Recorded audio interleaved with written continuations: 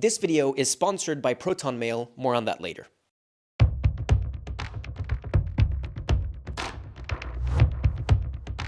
The war in Iran is setting precedents for things that hadn't happened since World War II. The first sinking of an enemy ship by a torpedo since World War II. And that sentence is even more concerning than it sounds. The doomsday clock is closer than it's ever been to midnight. Trump is threatening to leave NATO. European leaders have been warning about an upcoming large-scale war for years. We are now operating in a space between peace and war. Sons and daughters, colleagues, veterans will all have a part to play.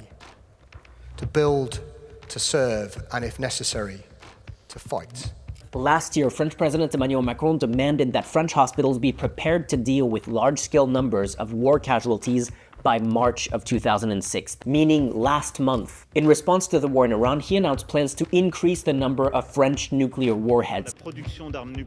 And a new law in Germany may require all men under the age of 45 to request military approval before they can travel abroad for more than 3 months in case of a mass mobilization. Meanwhile, Trump just threatened to destroy an entire civilization. In other words, you're gambling with the lives of millions of people. You're gambling with World War III. You're gambling with World War III. Though at least someone is asking the right questions. Let's talk about tonight. This deadline that President Trump has set, 8 p.m., has threatened to destroy a civilization. How does an investor process that? Is it a bigger upside risk or downside risk? So I hope I'm wrong here, but I believe there's a very real chance that future historians looking back at the early 21st century will view some of the current ongoing wars as the opening salvo of World War III. And that's assuming there are future historians left to study this moment by the time it's over. Of course, the war that has spilled the most ink and blood in recent days is Iran. The US announced this special military operation as being over in a matter of weeks, but it immediately spilled over into every country in the region, and it's already having very real consequences for the entire world. Why did Donald Trump go to war against Iran? Why President Trump decided to attack Iran now? Why now? Well, there's two reasons why now. The justifications for attacking Iran are kind of all over the place coming from the US government. This is not a so-called regime change war, but the regime sure did change. We never said regime change. We didn't start this war, but under President Trump, we are finishing it. To the great, proud people of Iran, I say tonight that the hour of your freedom is at hand. The only ones that need to be worried right now are Iranians that think they're going to live. Israel was determined to act in their own defense here, with or without American support. We were always controlling the throttle about whether or not to go or not go. Of course, they're rolling out the usual excuse of preventing Iran from developing nuclear weapons. But these claims are coming only months after the US claimed to have completely obliterated Iran's nuclear program. Iran's key nuclear enrichment facilities have been completely and totally obliterated. And according to all experts, there didn't seem to be any indication of an imminent danger of them making nuclear weapons anytime soon. There's also very troubling reports that the rhetoric used by leadership at the Department of the Department of War, as they want to be called now, apparently they were selling the conflict as a religious fight to bring about the apocalypse. And considering the whole argument used against Iran over the decades was that we need to prevent religious fanatics from getting nuclear bombs, it's quite ironic that we already have a religious fanatic death cult leading the Pentagon, which has nuclear bombs and which seems to want to usher in the end times. Crazy regimes like Iran, hell-bent on prophetic Islamist delusions, cannot have nuclear weapons. Do not only strike 3 times, but take the arrows and strike and strike and strike and strike and strike and strike and strike and strike and strike and strike until you have victory.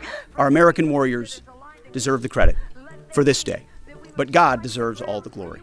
Tens of thousands of sorties, refuelings, and strikes carried out under the protection of divine providence, a massive effort with miraculous protection.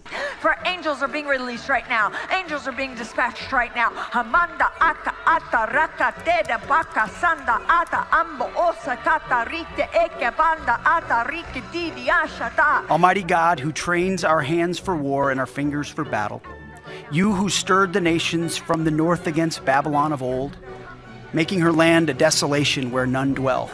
You made my enemies turn their backs to me. and those who hated me I destroyed. They cried for help, but there was none to save. They cried to the Lord, but he did not answer them.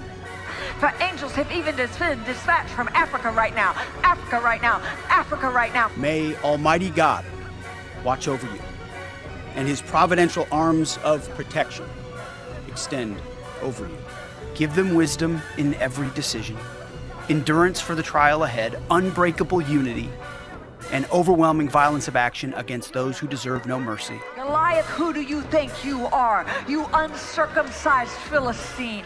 Lord, Mahanda Akasata. I really hope that whole angle turns out to be irrelevant rhetoric we can set aside and forget about. God is good. All that being said, the clearest explanation, and that's a low bar as you're about to see, for starting this war right now came from Marco Rubio. It was abundantly clear that if Iran came under attack by anyone, the United States or Israel or anyone, they were going to respond against the United States. The orders had been delegated down to the field commanders. It was automatic, and in fact, it bared to be true, because in fact, within an hour of the initial attack on the leadership compound, the missile forces in the south and in the north, for that matter, had already been activated to launch. In fact, those had already been pre-positioned. If we stood and waited for that attack to come first before we hit them, we would suffer much higher casualties. And so the president made the very wise decision. We knew that there was going to be an Israeli action. We knew that that would precipitate an attack against American forces. And we knew that if we didn't preemptively go after them before they launched those attacks, we would suffer higher casualties and perhaps even higher those killed. So this is some kind of weird circular grandfather paradox of a war justification. They're saying we, the US and Israel, had to attack them to prevent them from attacking us, which we knew they would have done in response to us attacking them. And Israel was about to go ahead with an attack no matter what, so we, the US, had to join in. Mike Johnson, the Speaker of the House, gave a similar explanation at about the same time. This was a defensive measure, a defensive operation. And why is that? I took some notes, and this is not classified, so I'll tell you what I think is important. Israel was determined to act in their own defense here, with or without American support. Now, to be clear, the US could have stayed out of it. There was no conceivable threat to the US mainland from Iran. They were years, if not decades, away from building intercontinental ballistic missiles capable of reaching US territory. And the US joining in with Israel only increases the chance of unconventional attacks against the US or her citizens by, say, Iran-backed or Iran-inspired terrorists. So when they say, which they always do, that they did this to keep Americans safe, make no mistake, killing these brutal terrorists is good for America and makes the world a much safer place. Operation Epic Fury is necessary for the safety of America and the security of the free world. That is demonstrably false. Since starting the war, the US government has issued a warning for all Americans worldwide to exercise increased caution. The Islamic Republic has declared US tech companies to be valid targets in the war, and a US journalist was kidnapped in Iraq a couple of weeks after the US started bombing Iran. Americans are less safe now than they were before the war because they decided to start this war. But given the choice between being on the sidelines of an Israeli-Iran war or playing an active role in shaping the future of the region, the US will always choose option 2. So based on early reporting and statements by administration officials, it seems Israel kind of forced Trump's hand by saying, we're going ahead with or without you. But why now? Well, Iran nuclear talks had just concluded unsuccessfully, and Israeli intelligence got wind of a rare opportunity to take out Iran's leader, the Ayatollah Ali Khamenei. Following the nuclear talks, he would be vulnerable above ground in a known location at a known time, and this was just an opportunity that they decided they couldn't pass up. The benefits for Israel are manifold. The Islamic Republic of Iran had been Israel's main enemy since it was established in the 1979 revolution. And Netanyahu had been trying to drag the US into a war with Iran for decades by claiming year after year that Iran was 5 minutes away from developing a nuclear bomb. If not stopped, Iran could produce a nuclear weapon in a very short time. It could be a year, it could be within a few months. Iran will be capable of producing alone, without importing anything, nuclear bombs within 3 to 5 years. 250 bombs in a decade. They're very close. They're 6 months away, weeks away, very quickly. Time is running out. So taking out their main adversary, an adversary that has proxies fighting Israeli and US interests all over the region, was already obviously strategically beneficial for them. But the domestic political aspects can't be ignored either. Netanyahu had barely been able to form a government coalition after the last elections in 2022, and the country had been politically deadlocked for years before then. Bibi's popularity has been stuck in the 40s since October 7th, and now the genocide in Gaza is transitioning into a new phase, which is the occupation of the territory under Trump's peace plan. In other words, Israel no longer being in an all-out war in Gaza meant he'd have to face the prospect of a new election soon. At this critical juncture, I believe a new election is the only way to allow for a healthy and open decision-making process about the future of Israel. So starting a new large-scale war on one hand delays his government coalition likely losing its majority in a new election, and on the other hand, the last time they bombed Iran, last year in what was called the 12-Day War, his favorability went up, just not above 50%. But it goes further than that, because as I mentioned before, there are a ton of Iran-backed proxies in the region like the Houthis in Yemen, but the most significant of which is Hezbollah in southern Lebanon. And bombing Iran immediately triggered a response from Iranian allies like Hezbollah, who fired a bunch of rockets at Israel.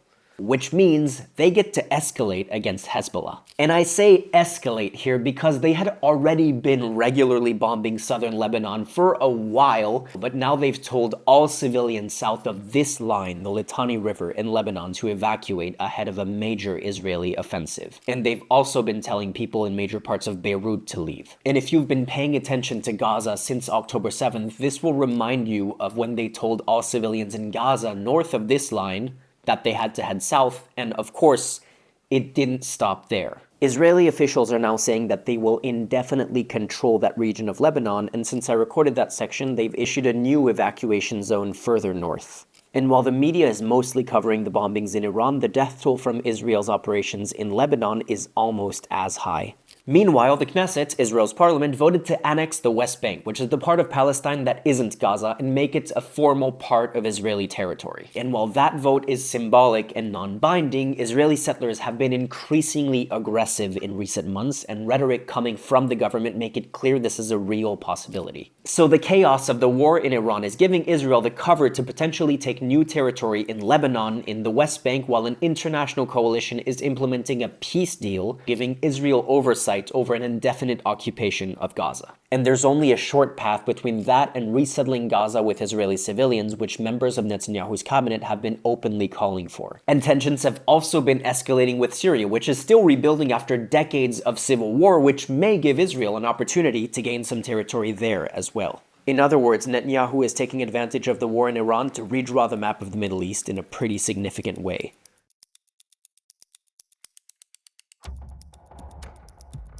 In the opening hours of the war, the US and Israel struck thousands of targets in Iran. They didn't just kill Khamenei and most of the Islamic Republic's leadership, they also hit civilian targets like the Sharif University of Technology or the Haniak Music Academy in Tehran, and famously this elementary school for girls in Minab, where at least 175 mostly young girls were killed. Now, the US and Israel have a troubling history of bombing hospitals, wedding parties, and schools. When the US does it, they say it was a regrettable accident. When Israel does it, it's because the goal was Hamas. But there's something more going on in this case. The future of American warfare is here.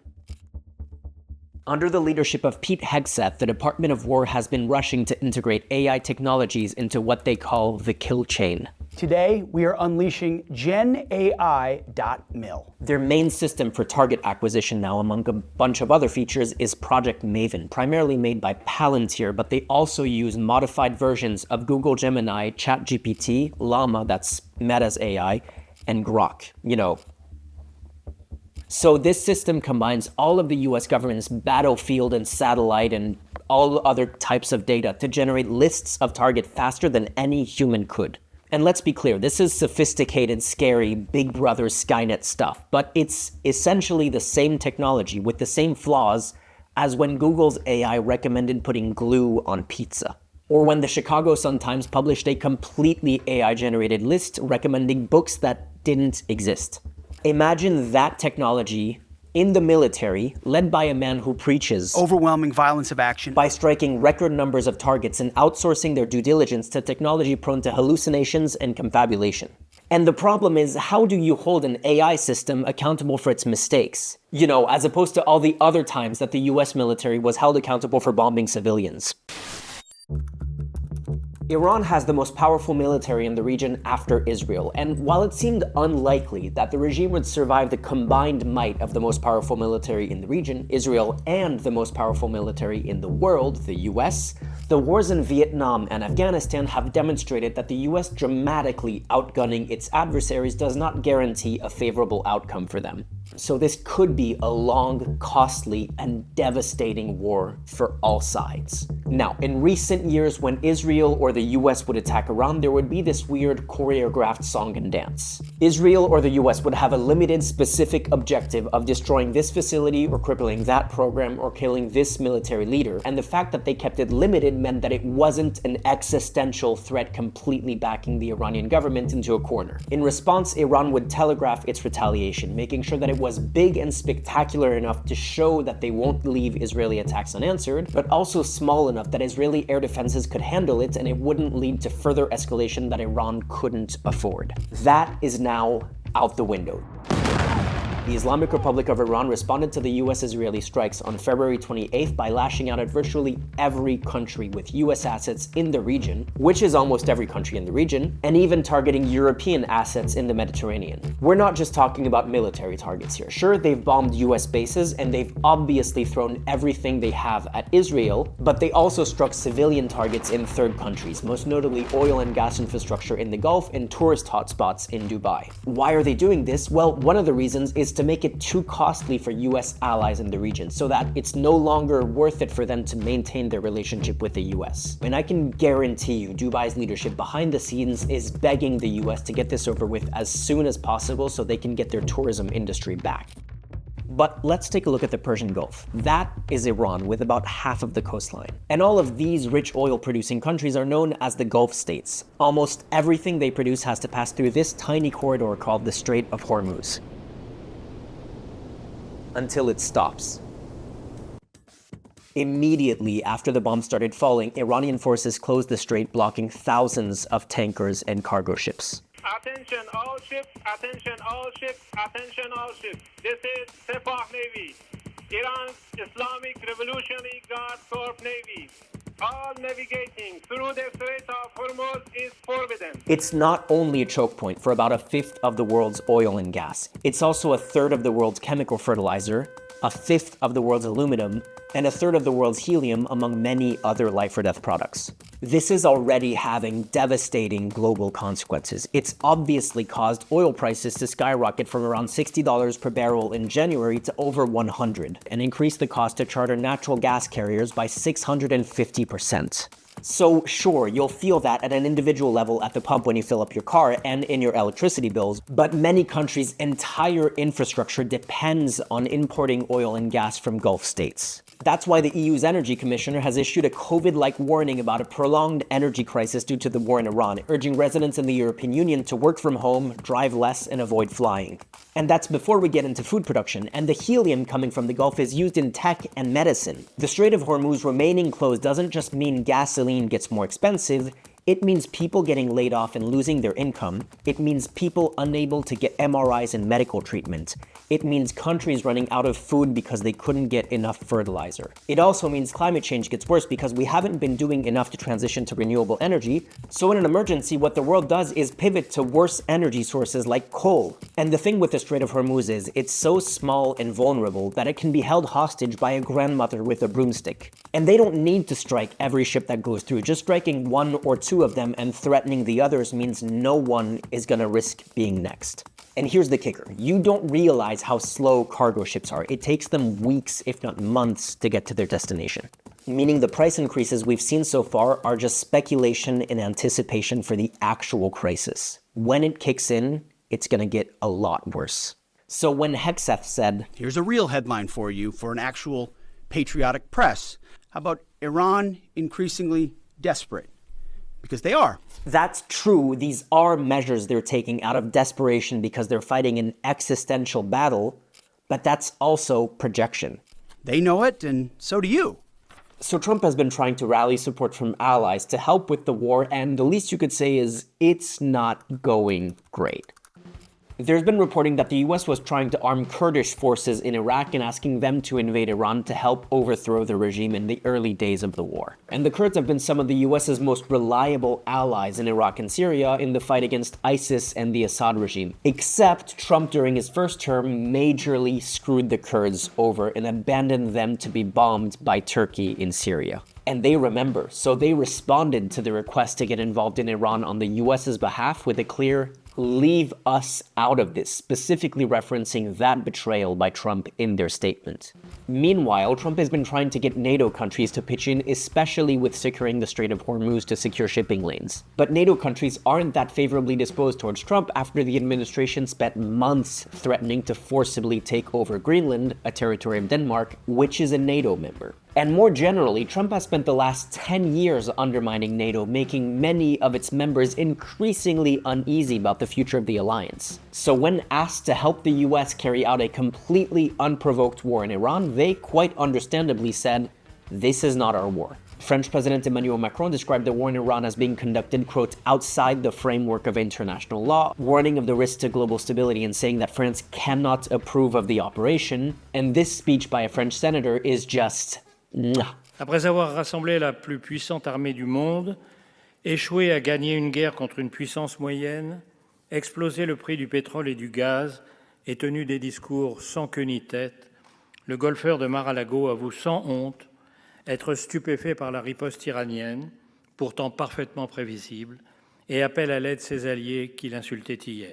Even Trump's buddies on the far right end of the spectrum, like Italian Prime Minister Giorgia Meloni, also described attacking Iran as part of a growing and dangerous trend of interventions outside the scope of international law. And the Spanish government went as far as closing Spain's airspace to US military planes involved in Iran. No a la guerra. And it's also worth noting that one of the first things Trump did when he came back to the White House in 2025 was to end all US spending on Ukraine's defense. There's still US-made equipment going to Ukraine, but that equipment has to be bought and paid for by the EU. In other words, the US is now turning a profit off the EU's back from Russia's invasion in Ukraine, which led to this moment with the president of Finland during a press conference. Why doesn't Europe go to Trump and say, if you want assistance in the Gulf, here's what we want you to do on Ukraine?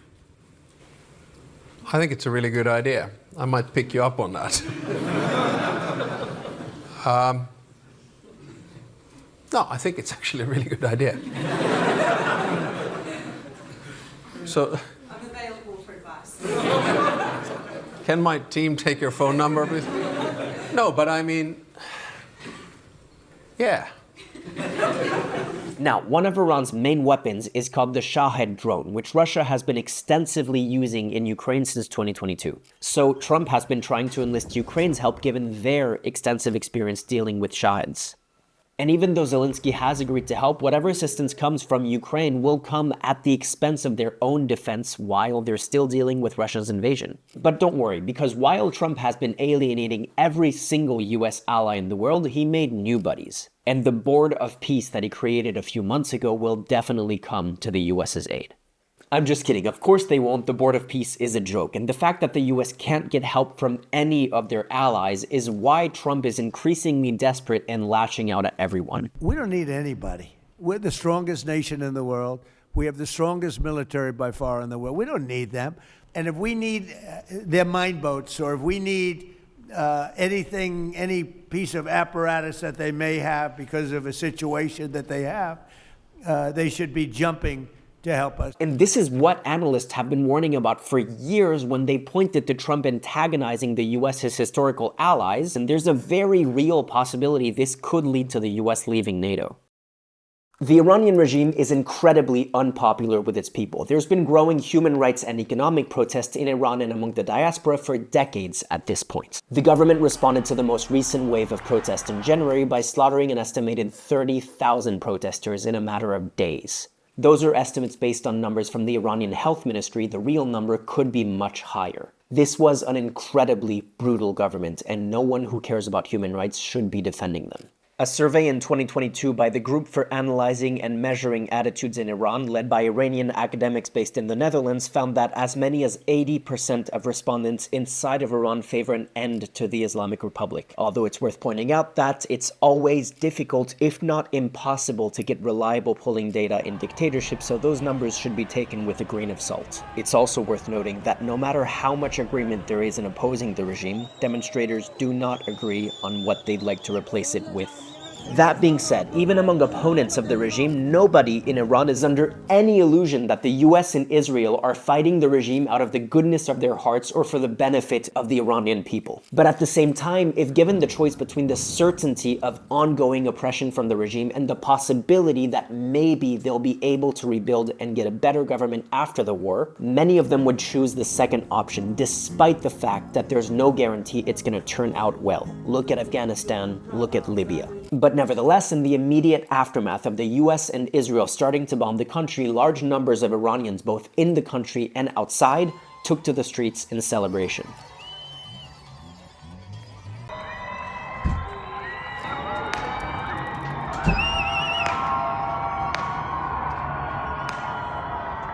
And of course, inside of Iran, regime forces reportedly opened fire at celebrations in the streets and shot at people chanting anti-government slogans from their windows. And in the early days of the war, they announced on national TV that shooting at celebrations would be their policy moving forward. نغمه از حلقومش بیرون بیاد که به دشمن هم نوایی کنه او زیر پاش تلاویو کلش هم نتانیاهوه حکم تیر او صادر شده به این صراحت کسی به شما صحبت نکرده. So yeah, the world is a pretty scary place right now. But taking a break from the main topic of today's video, one of the many worrying trends today is how much data is constantly being gathered about you and how little control you have over what it's used for. It can go from marketing analytics to mass government surveillance to AI training to military targeting and everything in between. And that's not going away. Whatever data is being collected about you today is out there and will likely be scooped up in whatever dystopian technology pops up tomorrow. And that starts with your email. It's so much more than a digital inbox. It's the basis for your entire online identity. Your last 100 emails can be more unique than your fingerprints, and most inboxes are built to extract and sell your data. So when you made your first email address, you probably weren't thinking about securing your data and privacy online. I know I wasn't, and that's why today's video is brought to you by our sponsor Proton Mail and their new campaign, Born Private. The idea is privacy is a right, not a privilege, and young people today should start with a peace of mind that they won't wake up 10 years from now wishing they had done more to protect their data. Proton is a Swiss cybersecurity company that prioritizes your privacy. They created Proton Mail, perfect for blocking threats and phishing links upstream before they reach your inbox. And it encrypts your emails, guaranteeing no one can access your communications but you. No ads, no tracking, no hidden surveillance, no digital profiling. So if you want to give yourself a fresh start, head to proton.me/barelyinformed and create an account for free. It takes literally less than 35 seconds. So thanks to Proton Mail for sponsoring this video that we're going back to right now.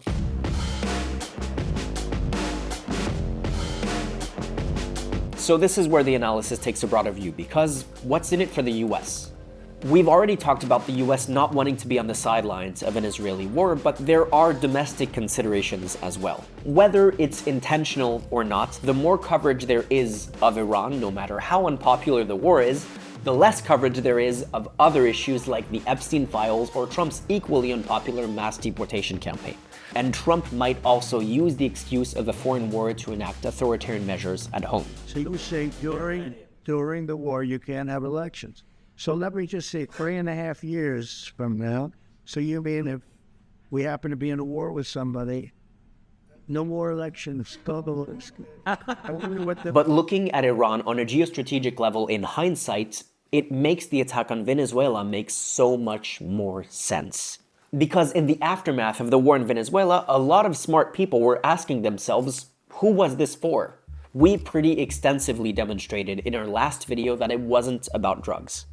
And it wasn't about installing a pro-US, pro-capitalist opposition leader and opening up the country to US business interests, because they snubbed her and they didn't do that. And it wasn't about taking Venezuela's oil for themselves. US oil companies have called it uninvestable. They don't want to be a part of this. But if it's not about the US and US oil companies taking the oil for themselves, it still might be about the oil itself. Because as we pointed out in our previous video on Venezuela, both Iran and Venezuela are in the top 3 countries with the largest proven oil reserves in the world. Not only that, they are the 2 largest suppliers of black market oil to China. They get that oil using Russia's shadow fleet of oil tankers as an intermediary to bypass US and international sanctions. The same shadow fleet the US Navy has been intercepting at sea, preventing that sanctioned oil from reaching its destination. Beijing imports about 1/3 of its oil from Russia, Iran, and Venezuela. Most of its other major providers are US allies. Before the US abducted Maduro, China bought more than half of Venezuela's oil. And even though that only accounted for a small percentage of Chinese oil imports, they adjusted to being cut off from Venezuelan oil by relying more heavily on Iranian oil. And then the US attacked Iran. So where's China in all of this? There are 2 things to monitor in the months to come. Number 1 are the upcoming US-China trade talks, which are going to be heavily influenced by the attacks on Venezuela and Iran. And number 2 is how and if China responds more broadly. We're in a context right now where the US is acting erratically and unpredictably. The Trump administration's America First rhetoric seemed to be signaling plans to disengage from foreign intervention. Analysts first interpreted the attack on Venezuela, ironically, as confirmation of that, saying that it seemed to indicate a return to great power politics and the idea that the US would focus on its own backyard. Trump threatening its allies to take over Greenland by force, a territory that sits directly between the US and Russia and would be a strategically important position were there to be a war between both countries, was seen as another indication that the US would focus on its own sphere of influence. Greenland is also important for its rare earth elements, which would be super useful for US tech companies, and we'll get to that in a second. But China now has to assess whether the US involvement in the Middle East and the weakening of the NATO alliance limits their ability or willingness to respond elsewhere, which raises questions about the possible invasion of a little island called Taiwan. And what's in that for China? Well, domestic politics play a role here. China has long viewed Taiwan as a breakaway province, and they've been wanting to take it back since they formed their own de facto independent state in 1949. But control over the island also carries major strategic and economic advantages. First, if China took control of Taiwan, they would gain greater military reach in the region, deploying military assets there and taking away a major US position in the process. But secondly, and maybe more importantly, Taiwan is by far the largest producer of microchips in the world, and that technology is incredibly complicated and takes a really long time to build from the ground up. China's been trying to build their own domestic manufacturing, but they're nowhere near catching up to Taiwan, so taking Taiwan could give them control over that industry globally. And the US is also dependent on Taiwanese chips. They tried to address that with the CHIPS Act passed under Biden to establish a US domestic chip manufacturing industry, both for commercial reasons to be able to supply their domestic tech companies and sell US chips to the rest of the world, hence their interest in Greenland's rare earth elements, which would be useful for that industry, but also because they're really worried about the possibility of being cut off from Taiwanese chips, which would have dramatic consequences for all US technology, especially given the government's investments in AI right now. That being said, for all of those reasons, any move against Taiwan would come with huge risks for China, possibly triggering US and allied intervention, severe economic sanctions, and major disruptions to global trade. So recent intelligence assessments came to the conclusion that while China is building towards the capability to take Taiwan by force, it's not currently pursuing an imminent invasion even into 2027. But if China assesses that the US is weakened and distracted from the war in Iran, that NATO is too divided to respond effectively, and that they're backed into a corner by the US attacking 2 of their major oil suppliers, they might decide that it's worth moving the schedule up. So I'm not saying that's definitely going to happen soon, but if they do pull the trigger in Taiwan, we're in a whole new ballgame. And this is also the time that North Korea is choosing to fire more ballistic missiles over the Sea of Japan, so that whole area is another powder keg waiting for a spark to light it up. The biggest winner of the war in Iran is definitely, undeniably, Vladimir Putin. He's not doing perfectly on every front. Ukraine isn't going too well for him right now, but the US attacking Venezuela and Iran means China is more dependent on Russia than they already were. But beyond that, the global energy crisis triggered by the war in Iran and the closure of the Strait of Hormuz means two things. One, prices have skyrocketed, which is obviously a big win for Russia because they can rake in the money, and a bunch of countries are scrambling to find oil elsewhere since they can't get them from Gulf states, so they're turning to Russia despite sanctions against them. And the US has had to come to terms with that and started to waive sanctions against both Russian and Iranian oil in hopes of stabilizing the market. So too, Russia is pocketing that money and reinvesting parts of it back into Iran to help them fight the US and keep this money machine going for them. But like I said, they're having their own issues in Ukraine right now. They've been stuck there for 4 years, and that's been definitely taking its toll on the Russian economy. There's only so long they can keep this going, but this recent economic windfall could help change that tide in their favor again. And while the US is no longer a reliable ally in Ukraine's defense, the EU is increasing its commitment, including the possibility of boots on the ground. And even though European countries don't want to acknowledge it yet, from Russia's perspective, they're already at war with Europe, and they're going to do everything they can to undermine the continent. But that's a topic for a future video. America, regardless of what so-called international institutions say, is unleashing the most lethal and precise air power campaign in history. B-2s, fighters, drones, missiles, and of course, classified effects. One of the most troubling speeches about the war in Iran has to be this press conference by Secretary of War Pete Hegseth. No stupid rules of engagement, no nation-building quagmire, no democracy-building exercise, no politically correct wars. We fight to win, and we don't waste time. What he's referring to as a politically correct war is a war that abides by the laws of armed conflict and the Geneva Convention. He's openly saying they don't care about committing war crimes. The War Department is going to fight decisively, not endless conflicts. It's going to fight to win, not to lose. We're going to go on offense, not just on defense. Maximum lethality, not tepid legality.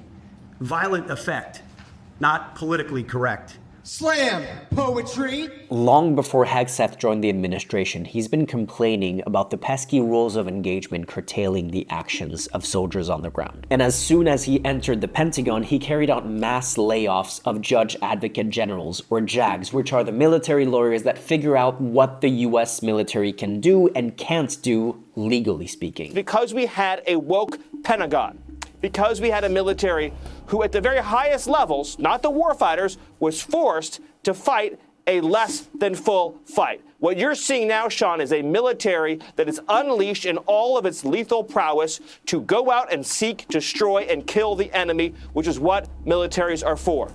They've already carried out war crimes in the Caribbean by conducting follow-up strikes on shipwrecked individuals, but now they're openly saying no quarter is their policy moving forward. We will keep pressing. We will keep pushing, keep advancing, no quarter, no mercy for our enemies. So when Hegseth says, capable partners are good partners. Unlike so many of our traditional allies who wring their hands and clutch their pearls, hemming and hawing about the use of force. He means hemming and hawing at war crimes. I mentioned the US submarine sinking an Iranian ship in the intro of this video. An American submarine sunk an Iranian warship that thought it was safe in international waters. Instead, it was sunk by a torpedo. Quiet death. The first sinking of an enemy ship by a torpedo since World War II. There's more context there because the Iranian ship they sank wasn't in the fight. It wasn't anywhere near the fight. It wasn't even in the same zip code as the fight. It was all the way near Sri Lanka, taking part in international exercises organized by India. And one of the conditions for taking part in that exercise is that the ships had to be unarmed, which the US knew when they fired on that Iranian ship, and then they refused to assist in rescuing the shipwrecked, another violation of the law of armed conflict, leaving Sri Lanka to deal with the search and rescue efforts. 87 sailors died, only 32 were rescued, and another 61 are missing, presumed dead. And that is one of the most blatant war crimes in recent history because unlike, say, the strike on the girls' school, they can't even pretend that they didn't know what they were doing. The point is, the world currently looks like it's in the opening moves of a chess game, with the pieces falling into position and the tension ratcheting up ahead of a major conflict. Je pense qu'aujourd'hui, nous sommes à l'orée, si nous n'y prenons pas garde, d'un temps de guerre. In just a few weeks, with a single historically stupid decision, Trump has not only tanked the entire world economy and put American lives at risk all over the world, he's given the Islamic Republic a chance to demonstrate that they actually hold much more leverage than previously known. By showing that they can hold the entire world economy hostage despite all of the losses they suffered, the Iranian regime came out of this conflict stronger than they were before. And the Iranian people will likely be worse off under a younger, more radicalized government. While Iran has always denied that it was trying to get nuclear weapons, regardless of whether that's true, what is undeniable is that this conflict has given them more incentive to get them. In the early 90s, Ukraine had the third largest nuclear arsenal in the world until it agreed to give them up in 1994 in exchange for assurances that their independence and sovereignty would be respected. And 30 years later, they're fighting off an invasion by the country that they gave their nukes to.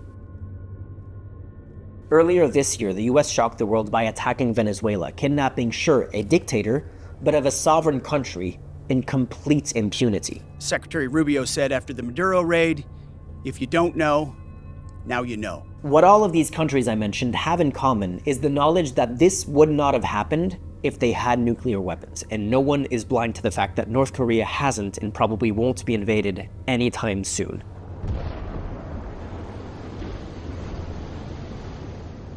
And when a former Israeli prime minister says, Turkey is the new Iran, I can guarantee the Turkish government is thinking the same thing. So if you've ever wondered what it must have been like to live through the escalations that led to World War I and II, or the times humanity came to the brink of extinction during the Cold War, duck and cover. This is it. If you don't already live in a country where you can see the impacts of war from your kitchen window, there's a decent chance you will soon. Because if we don't find a way to reverse course, to say it mildly, we're in for difficult times ahead.